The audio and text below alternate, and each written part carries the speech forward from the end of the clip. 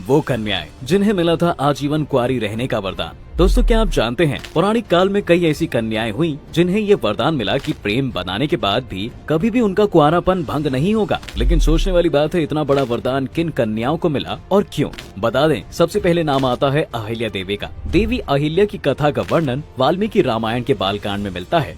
वो अत्यंत ही सुंदर, सुशील और पवित्रता नारी थी। इनकी शादी ऋषि गौतम से हुई थी। दोनों ही वन में रहकर अपनी तपस्या और ध्यान करते थे। शास्त्रों की माने तो देवराज इंद्र ने गौतम की पत्नी अहिल्या के साथ पति की गैर मौजूदगी में छल से प्रेम किया था। लेकिन जब ऋषि गौतम को अनुभव हुआ कि अभी रात बची है और सुबह होने में समय है, तब वह एक बार फिर से आश्रम की ओर चले गए। लेकिन जब ऋषि आश्रम के पास पहुंचे तब इंद्रदेव उनके आश्रम से बाहर निकल रहे थे।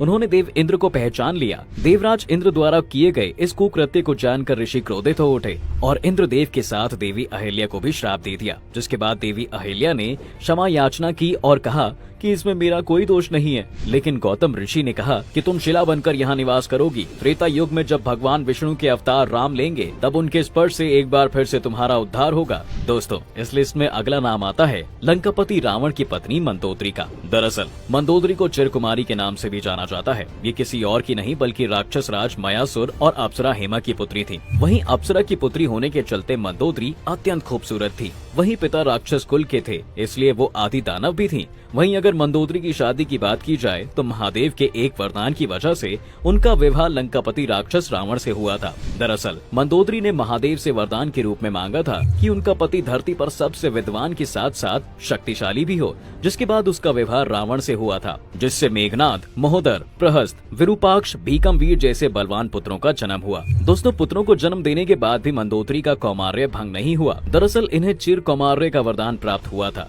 इसके साथ ही अगली कन्या की बात की जाए तो तारा का नाम आता है।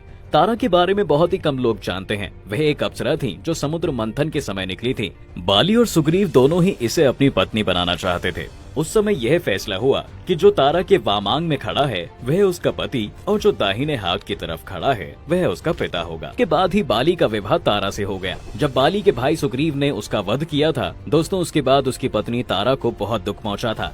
जब तारा को ये पता चला कि बाली को छल से मारा गया है तो उन्होंने श्री राम को कोसा और उन्हें एक श्राप भी दिया। श्राप के अनुसार भगवान राम अपनी पत्नी सीता को पाने के बाद जल्द ही खो देंगे। उसने यह भी कहा कि अगले जन्म में उनकी मृत्यु उसी के पति बाली के हाथों हो जाएगी। जिसके बाद द्वापर युग में श्री नारायण ने भगवान कृष्ण के रूप में जन्म लिया था और उनके इस अवतार का अंत एक शिकारी भील जरा, जो कि बाली का ही दूसरा जन्म था, उसके द्वारा हुआ था। दोस्तों, इस लिस्ट में अगला नाम आता है पांडवों की पत्नी कुंती का। दरअसल कहा जाता है कि यदुवंशी राजा शूरसेन की प्रथा नामक कन्या और वसुदेव नामक एक पुत्र था। प्रथा को राजा शूरसेन ने अपनी बुआ के संतानहीन लड़के कुंती भोज को गोद दे दिया। कुंती भोज ने उसी कन्या का नाम कुंती रखा। इसलिए कुंती अपनी असली माता से दूर रही। जैसा कि दशरथ ने अपनी पुत्री शांता को अंगदेश के राजा रोमपद को गोद दे दिया था। कुंती अपने महल में आए महात्माओं की सेवा करती थी। एक बार वहाँ ऋषि दुर्वासा भी आए थे। कुंती की सेवा से खुश होकर ऋषिवर ने कहा, पुत्री, मैं तुम्हारी सेवा से अत्यंत प्रसन्न हुआ हूँ और तुझे एक ऐसा मंत्र देता हूँ जिसके प्रयोग से तू जिस देवता का स्मरण करेगी वह तत्काल तेरे सामने प्रकट होकर तेरी इच्छा पूर्ण करेगा।